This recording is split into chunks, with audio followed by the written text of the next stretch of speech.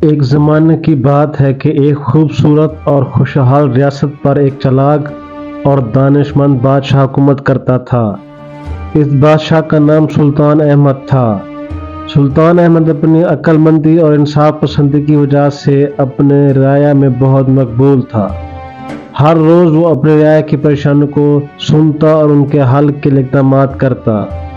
سلطان احمد کا ایک خاص درباری تھا جس کا نام منصور تھا۔ منصور ایک چغل خور آدمی تھا جو ہمیشہ دوسروں کے خلاف بادشاہ کے کان بھرتا رہتا تھا۔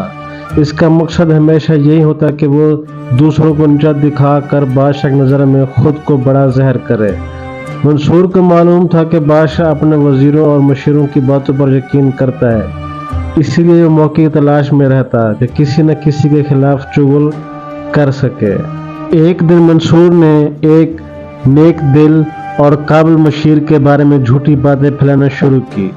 اس مشیر کا نام فرید تھا جو اپنی ایمانداری اور محنت کی وجہ سے مشہور تھا۔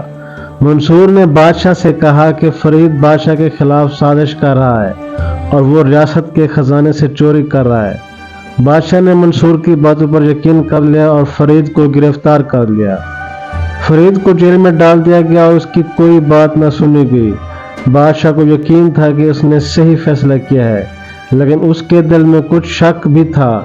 اسی دوران ریاست میں حالات خراب ہونے لگے کیونکہ فرید کی غیر موجودگی میں بہت سے معاملات حل نہیں ہو پا رہے تھے۔ بادشاہ نے فیصلہ کیا کہ وہ خود حقیقت کا پتہ لگائے گا۔ اس نے اپنے ایک خاص خادم کو منصور کی نگرانی کرنے کا حکم دیا۔ خادم نے کچھ دنوں تک منصور پر نظر رکھی اور آخرکار اسے معلوم ہو گیا کہ منصور صرف اپنی چغلیوں کی وجہ سے لوگوں کو بدنام کر رہا ہے۔ خادم نے بادشاہ کو ساری حقیقت بتائی۔ بادشاہ کو بہت غصہ آیا اور اس نے فوراً منصور کو گرفتار کرنے کا حکم دیا۔ منصور نے بادشاہ کے سامنے اعتراف کیا کہ اس نے صرف اپنی ذاتی دشمنی کی وجہ سے فرید کے خلاف جھوٹ بولا تھا۔ بادشاہ نے منصور کو سخت سزا دی اور اسے جیل میں ڈال دیا۔